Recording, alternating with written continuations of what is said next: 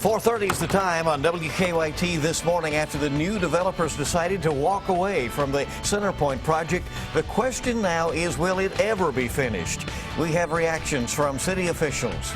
The setback in Centerpoint is also frustrating for business owners in the area. How the vacant site is affecting them just ahead.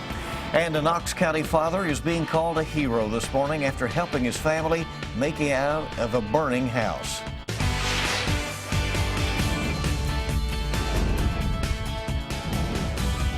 This is WKYT This Morning. Good morning to you. Here we are Thursday. It is February 11th. Glad you're with us. I'm Bill Bryant. I'm Rebecca Smith. Let's get a look at what's happening in the weather department with Micah. Yeah, and we have a few flurries, a couple of flakes here and there, especially down toward the southeast, where we are going to continue to see that throughout the next few hours. I believe by the afternoon, we'll start to see maybe even some peaks of sunshine. We're at 16 degrees right now in Lexington, 20s down south, and teens up toward the north and back toward the east. It's a cold start to the morning. When we get in toward the afternoon, 24 degrees, cloudy and cold. We cannot rule out a couple of flakes throughout the day, though, but do not expect any accumulation with these. Now we get in toward tomorrow. Here comes another system barreling on through. I'm going to talk about that and also that weekend forecast coming up. Okay, see you then. It has been in the works for nearly 8 years, but now many people in Lexington are again asking, will Centerpoint ever be built? The project received a major setback yesterday when the new investors announced that they are no longer interested. So now the question is, where does the city go from here? WKYT's Garrett Weimer has reaction from Lexington's vice mayor and a council member. City leaders say they're frustrated too. And the frustration is very real. We all want to see something done. Everybody would like to see something happen there. That's a very important part of the community. But what we want to see there needs to be the right thing. What that'll be is again back up in the air. In a letter to Mayor Jim Gray, investors say they tried to solve a problem that has vexed Lexington for nearly a decade. But the city's desire for a new standalone city hall won't work for them. We simply, in this particular case, we're not willing to compromise the interests of the city to make a deal. The night before all this happened, investor Matt Collins actually spoke at council's work session where consultants presented a report on possible locations for a new city hall. Some council members were concerned about certain details being made public, but Collins said he was confident in the proposal. Have at it. We think the numbers tell a compelling story. We think that it's something that would be maybe advantageous to all of us to get out there. Attorney Mason Miller told investors their, quote, take it or leave it approach ended further negotiations. Council members say the deal just wasn't worth it. I think everyone on council and in the city wants a result on that square and wants to see progress. And it's unfortunate that the offer that we received just wasn't the best deal for the city. In Lexington, Garrett Weimer, WKYT. Well, Vice Mayor Kay says his understanding is that the ball is now back in the court of the Centerpoint landowners. He says they remain under notice that the hole will need to be filled in if they don't move forward with the development. And many business owners around the Centerpoint block have told us that the project has caused them plenty of frustrations over the years. They say the empty hole in that block has driven customers away. So what do they think about these new developments? WKYT's Monique Blair spoke with business owners near the Centerpoint site and has more reaction. I would compare it to Bourbon Street at weekends, even through the week. A block of land that once provided delight for many people in Lexington now only provides memories. We added a lot of culture to downtown as far as some of the retail that was there and entertainment. In 2008, nearly one block of historic buildings were demolished to make way for what was then supposed to be a skyscraper. When we were looking forward to development or, something, but it never happened. Regardless of what they wanted to see become of Centerpoint once it was finished, the people who work and own businesses right here in this area tell me they just want to see it become something. Anything, anything other than that. McCarthy's Irish bar owner Peter Kiley says ever since 2008, his business has experienced a 25 to 30% decrease. We're lucky we've survived. A lot of places, not even in Centerpoint, around have closed. We've seen them come and go. For others who work near the site of Centerpoint, the latest news didn't come as a surprise. As a taxpayer, I'm sure as many people in Lexington, I'm upset about it. Just the waste is just, it's waste all the way around. Kylie says for now he is still holding on to hope. I mean, look at it, it's the perfect spot for business, you know. It's the heart of the city. You couldn't look for any more. In Lexington, Monique Blair, WKYT. Well, here's a look back at some of the key events in Center Point. Demolition of the buildings on that block began in 2008. Grass was planted in the block the following year, and in 2010 the block was used for events connected to the World Equestrian Games. Blasting began at the site in 2014 to begin a planned parking garage. Last April, the city demanded that the developer at the time, Dudley Webb, fill in the site. A compromise was later worked out, and in August, new investors took over the project. But today, or yesterday, we should say, they've announced that they are backing out. On WKYT.com, you can look back at the project's history and take a look at the letters sent by developers to the city. Other news this morning, former Kentucky Governor Steve Beshear says he is planning to make what he calls a major announcement today. The former governor did not release any more details last night other than that his announcement concerns Kentucky's future. He has planned news conferences in both Lexington and Louisville later this morning. Well, the Estill County Health Department says more illnesses have been linked to a salmonella outbreak. Health officials say they have now 32 confirmed cases of salmonella. 64 people in all reported having stomach-related illness. The health department is still trying to figure out the source of the outbreak. The Eagles Roost sports bar and restaurant in Irvin closed as a precaution. The health department said it was inspected Tuesday. No major infractions were found. Inspectors did send off 2 food samples from the restaurant for testing. State police say they found a stolen vehicle from Lexington in Whitley County. Police say they pulled over 43-year-old Glennis Nance yesterday afternoon for not wearing a seatbelt. And they say they soon realized the Jeep he was driving had been reported stolen in Lexington last month. Police say Nance also had crystal meth and Suboxone strips. Well, neighbors say a Bell County couple lucky to be alive following an explosion at their home. Firefighters think a kerosene heater may have sparked the explosion at the home in Middlesboro. It also caused a fire that burned the house to the ground. Neighbors say they couldn't believe what they saw and heard. I've never heard anything like that. I mean, I've heard gunshots and stuff like that, but this was loud. This was really loud, especially if you can hear it a mile away. Neighbors say the couple's dog ran off after the explosion. At last check, they were still trying to find him. A Knox County father is being called a hero this morning after helping his wife and children escape from their burning home. The fire started early yesterday morning in the Hinkle community. Jessica Warfield says her husband Brian and the couple's 8- and 12-year-old children were asleep at the time. She says she rushed through the house to get everyone out. He punched out the window and we got our little girl out and our little boy who woke us up. The father and one of the children had to be treated for smoke inhalation. They are both expected to be okay. Firefighters think the fire started near a stove. The family lost another home to a fire last year. It has grabbed national attention. A man known for dancing in Rupp Arena during UK games fell in the stands with a young girl in his arms. Happened during Tuesday night's game against Georgia. Still kind of tough to watch. Here, he picks her up and it does not go well. Video from ESPN shows Darren Moscow picking up 10-year-old Aubrey Derrickson as he was dancing and then he fell. Aubrey was not injured. She said Moscow apologized to her. In an exclusive interview with WKYT, Aubrey says she hopes he'll continue to entertain fans during games. I want him to keep dancing. I don't want him to stop. And I did see the video, the apology video that he posted, and that was so sad it really almost made me cry. Well, Moscow also told us he's extremely apologetic for what happened. He contacted Rupp Arena to see if he would be allowed to keep dancing during games, but we have not heard back on the status of that. So it sounds like he does sound really sorry for us. I saw that video of him, you know, really just teary-eyed. Yeah, it's a sad situation all the way around, really, that happened in such a time of exuberance for him and them. 4:39 is the time on WKYT this morning. Good to have you with us, and we're just getting started on your Thursday. Scarves are the perfect accessory for any season. Today's Mom's Everyday Minute has some fun ways to wear them coming up. We still have a couple of flakes outside. The thing about today is just it's going to be very cold, no accumulation expected.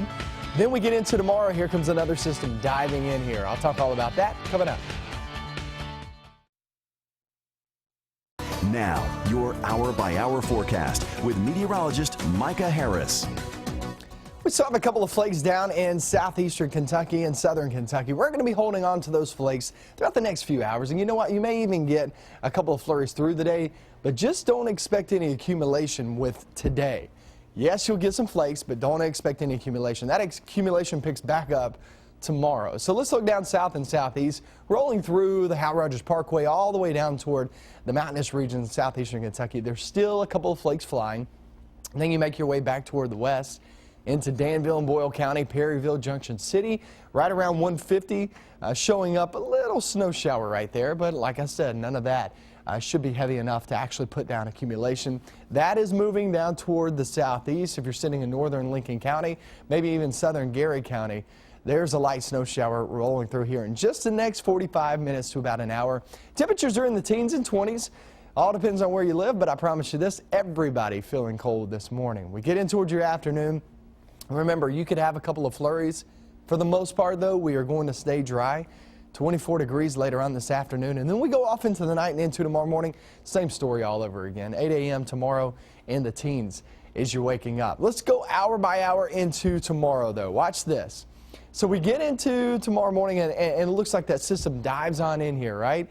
Then we're going to be looking for the possibility of some light accumulation. Not so much today, but tomorrow. Yeah, there is that possibility once again, especially along 64 and southbound. That's where this is setting up. And then it just slowly but surely eases its way eastbound, which will cover the majority of our region. We have a pretty good chance of snow working our way through our Friday. Off into your weekend. Saturday, not a great chance of snow, but you can see still diving in here from the northwest there Friday evening off into Friday night. Still some snow, but watch this as it moves on out there Saturday. Saturday's only a small chance. So today and Saturday will be your small chances of actually picking up just a couple of flurries, couple of flakes. No accumulation on both of those days, but sandwiched in between that, yeah, we have Friday with those snow showers, looking for light accumulation. Cold weather, though, it sticks with us all the way through your 7-day forecast.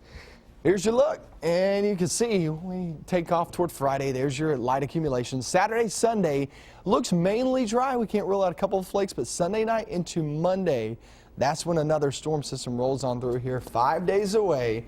No reason to panic on this one, but still we're looking at the possibility of some really good snow or very light snow. It's one of those things that's just on the verge because you could throw some rain in there. And when you throw some rain in there, that takes down the snow totals. Yeah. So we'll see how that turns out. It looks like some of our school districts are going to miss a week out of this last system. Pretty wild. Yeah, winter weather, that's for sure. Tough.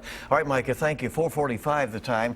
Do you only wear your scarf one way? Well, apparently, Rebecca, you're missing out. Oh, man, I must be missing out because I really only wear it one way. Here's some fun and functional scarf styles in today's Mom's Everyday Minute.